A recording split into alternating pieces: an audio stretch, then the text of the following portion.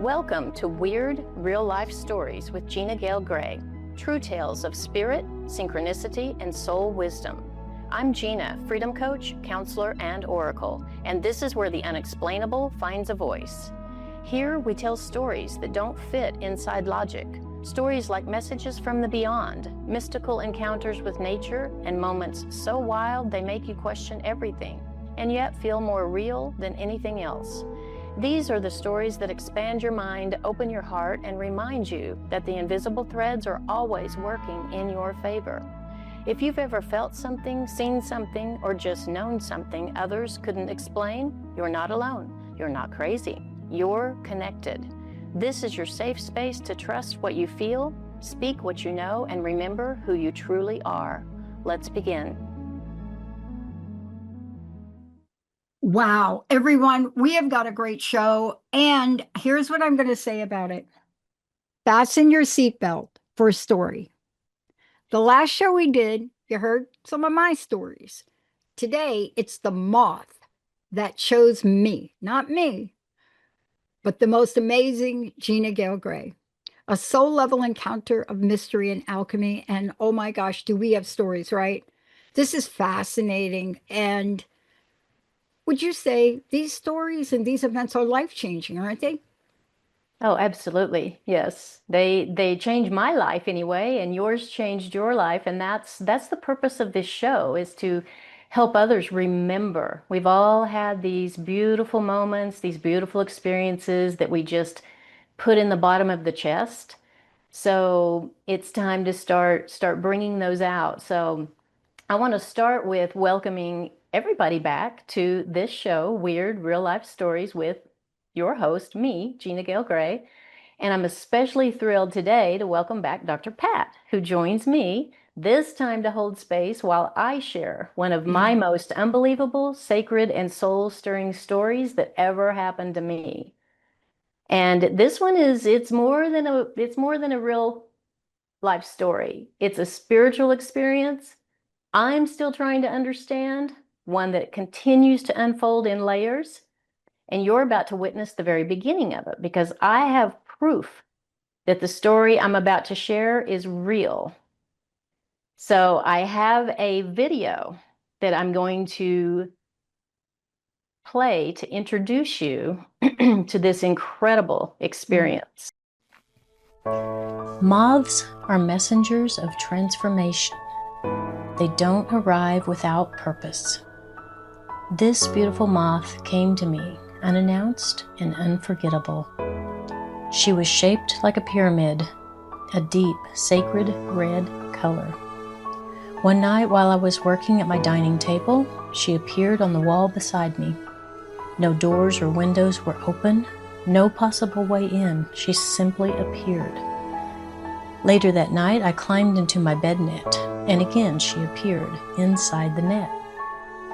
For 3 days and nights, she followed me, from the wall by my table to the bed and back again.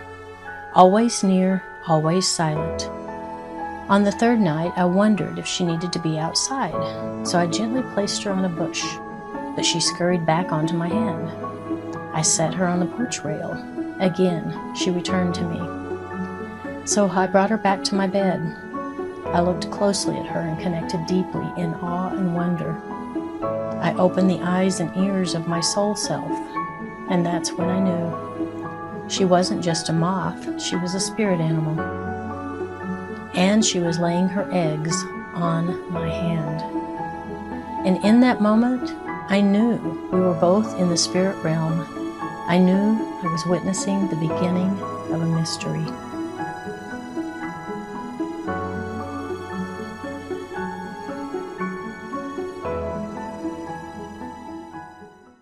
There are no words for this. And I mean, we're going to talk about it, but let's talk about what a moth is, right? Oh, yeah. Yeah. And what I learned from this experience, because this was just the beginning. And in the moment, in that 3-day moment of this experience, I knew that I'd crossed into something that I still don't have words for, but I do have questions. And I'm so grateful that you're here today to help me explore this. Yeah. I want to know what your reaction is, what your questions are, what answers you may have, because this happened in 2021, and I have spent the past how many years trying to find the answers because it's multi-layered. And moths, just the moth itself, there's so many stories and so many messages, sacred messages that come from a moth. Moths are this example of transformation. They demonstrate alchemy, but they're also sacred messengers. Yeah. I'll tell you what I'm struck by. The moth was coming home. Mm. Now I'm not sure in that year, at that moment, where you were with coming home to yourself in that Oh. moment. And okay, I'm gonna cry again. Just give me a minute. Mother to mother, mother to mother. Yeah. You just When you just I cracked mean, what do you think? Yeah, you just cracked open yet another layer of the meaning. Moth, mother. Yeah, yeah, It's contained in the word mother. And you are so right. I hadn't even made that connection yet. So yeah, thank you for that little tidbit, because this is the way these experiences work. When you honor them and when you go deeply within them and ask the questions, you want better answers, ask better questions. So thank you for that, because what I did after this happened, after she laid her eggs, and I'm sitting there in bed looking at, you can see at the end of the video, she's quivering, and all of her eggs were out of her and on my hand. yeah. And I was just in complete awe and wonder of why, and then what am I to do with these eggs? So I got out of bed. I put her back on the bed net, and I got out of bed and I scraped her eggs onto a straw hat because I thought I can't hold them. So I scraped them onto the straw hat and I started my research. And the first thing I did was I had a picture of her. I had her. And so I looked up the type of moth. Well, listen to this. This Mhm. moth is an IO moth. As simple as that, IO. So I look up the meaning of that word. Well, that word is Greek mythology. Io was a priestess in those times, back in Egyptian times. She was in the mythology. She was loved by Zeus. And there's a whole layer of stories that go along with it. But her relationship to Isis, the mother of all, and her herself being a mother. So that was a really, really deep truth hole that I am continuing to explore because it is so fascinating and there's so much in there. And the other fascinating thing was this moth is indigenous to North Carolina. Well, at the time, I was living in Puerto Morelos, Mexico, pretty far away from Northern America, right? But obviously not impossible. And that was something that I couldn't shake. I wanted to know more. I wanted to know more about the moth herself, and then I had to investigate what was next. What was the incubation period of these eggs? So that was a whole nother fascination. So you have any other insight I on do. yeah, I please, do. please. I do. There are several. This moth knew how you cared for your child. This moth knew what you did. It knew it. It knew it could not go anywhere else. It couldn't do it.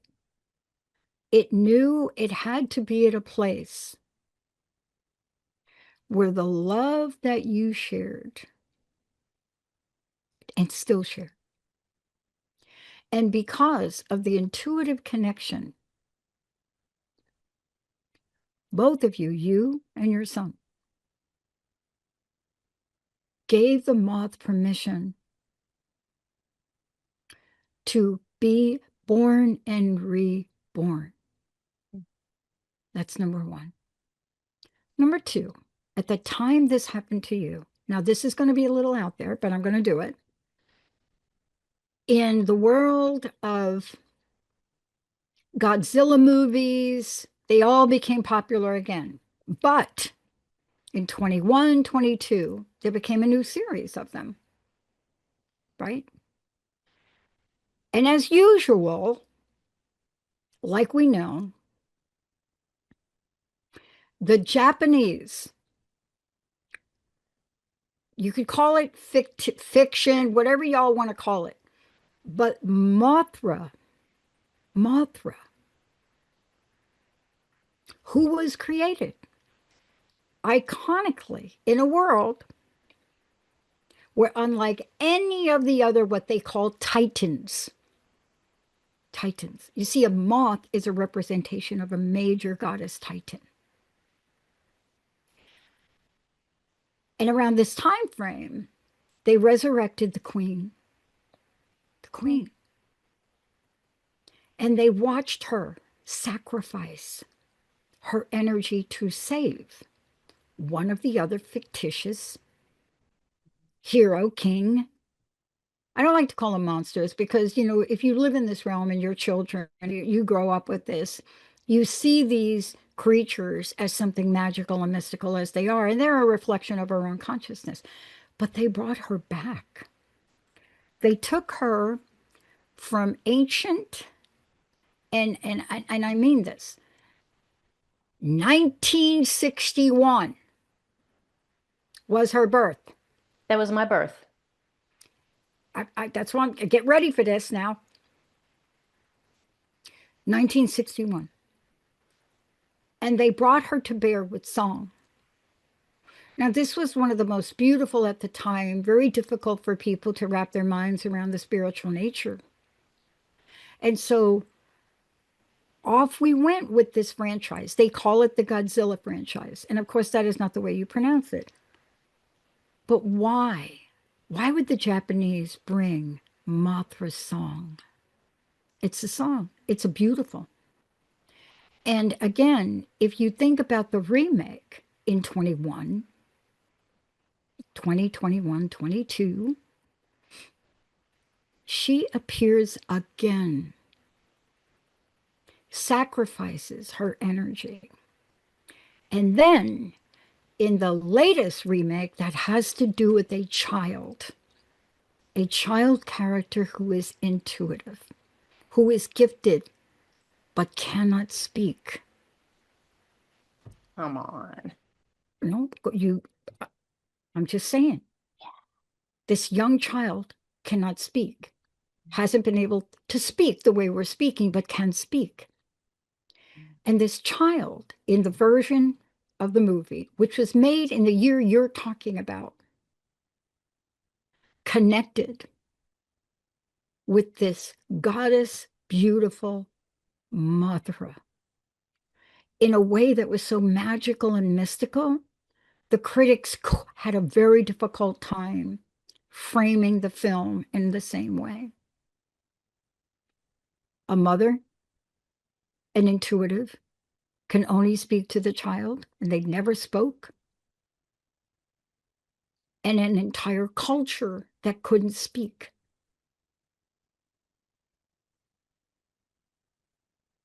I had no idea about any of that. Yeah. But I do now because it all clicks in perfectly with this connection of this event. I knew at the time because I started getting downloads and I started asking questions and I was really listening. I knew Spencer was a part of this moth. I knew Yep. it came in through a portal because the day after she continued to stay with me the entire day. She didn't want off my hand. She attended Zoom meetings with me. I showed her to clients. I showed her to people that I was interacting with. I knew she was going to die. So that night, I put her on the hat with the eggs. And the next day, I come out of my bed net, go to the hat, she's gone. I never found a piece of her. She left through the same portal. And all of this happened on November 25th, 2021. So this was Spencer's, coming up on Spencer's second birth on Earth Day after his passing. So he told me that those eggs were going to hatch on his birthday. And I said, you got to be kidding me. So in my research on the incubation of the eggs, it's 8 to 11 days. His birthday was in 12 days. So from day 8 to day 11, I obsessed over these eggs. I was trying to figure out what I was going to do once they hatched, how I was building a container to put them in safety and learn about the next step of alchemy. And day 11 comes and goes, and Spencer continues to giggle. You know, tomorrow is my birth on Earth Day, Madre, and we're going to celebrate just like we always do, doing exactly what I tell you to do. So we did. So December 7th, 2021, it's day 12 for the eggs. I go out, do all the celebration that he tells me to do, including having gelato. And when I come back to my little palapa house that night, I go straight to the hat.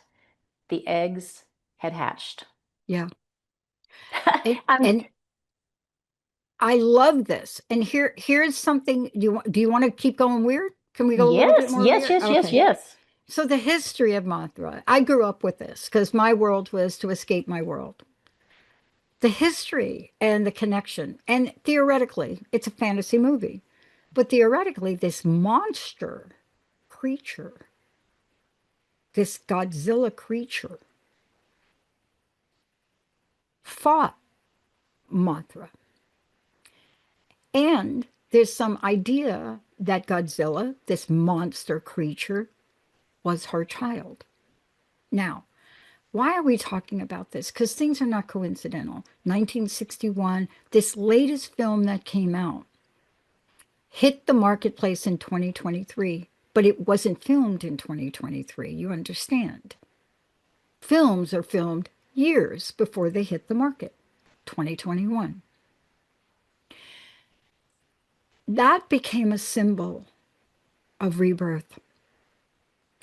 It became a symbol of hope for people that could not speak our language, but had the highest of telepathic intuitive gifts, just like Spencer. Yeah. And the idea of giving birth and sharing the eggs with you, we all know about the life cycles of things like moth and butterfly. We know of them. A lot of people don't really. They see a butterfly and they think, no. But the idea of having you hold the birth and lifespan of something so delicate had to influence something you were about to do in your life, which you'll have to talk about because I don't know what that might have been. Yeah. There's more. And thanks to your beautiful insight, and Spencer's chattering in my head with yes, yes, yes, follow this path. These symbols are so important. Yeah. There's so much meaning, and I have so many more questions. And you have answers, and I appreciate that. I'm going to have you back on so we can continue this Yes. story because this is so helpful. I can't tell you how helpful this is. And I know everyone has stories like this. Everyone Yeah. has these things you cannot make up. They are too real.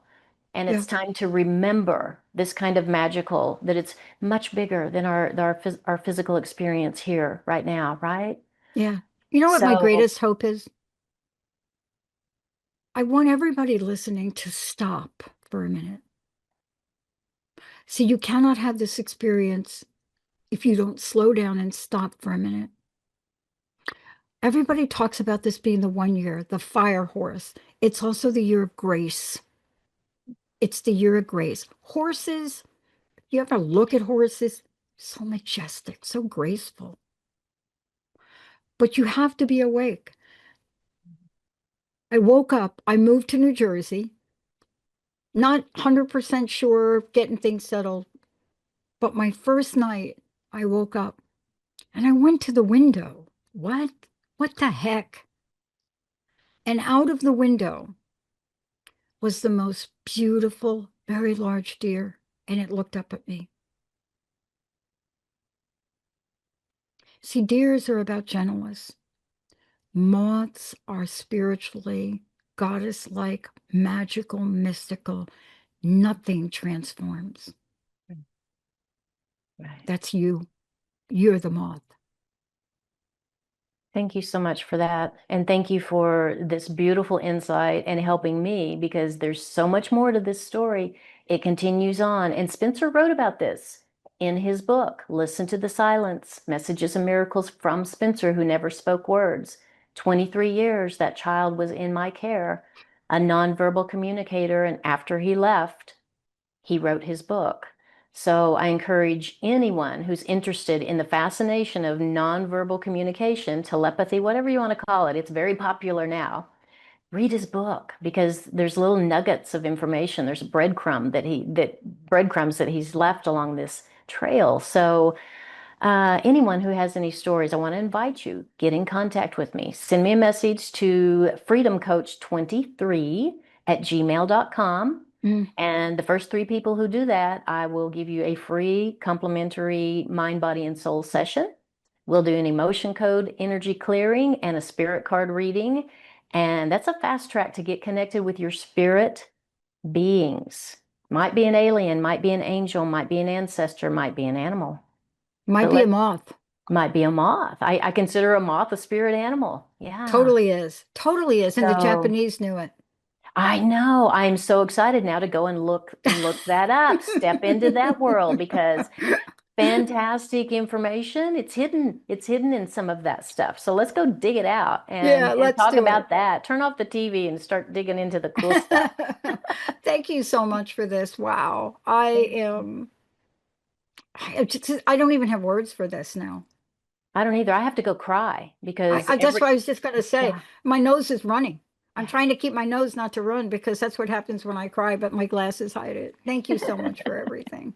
Thank you. And we will continue this story, because the story did continue. Thank you. Thank you for walking through the mystery with me on Weird Real Life Stories. I hope today's story stirred something sacred in you, something that reminds you your experiences matter, even the ones you can't explain. If your soul whispered yes at any point, share this episode with someone who needs to hear it. And be sure to tune in every first and third Wednesday at noon Pacific on Transformation Talk Radio for more true tales of spirit, synchronicity, and soul wisdom. To explore my holistic coaching, retreats, or tools for healing mind, body, and soul, visit anywheremindbodysoul.com. And if you're ready to go even deeper, my channeled book with my son Spencer, Listen to the Silence, Messages and Miracles from Spencer, Who Never Spoke Words, is waiting for you at listentothesilence.org. You're not crazy, you're connected, and the story is just beginning.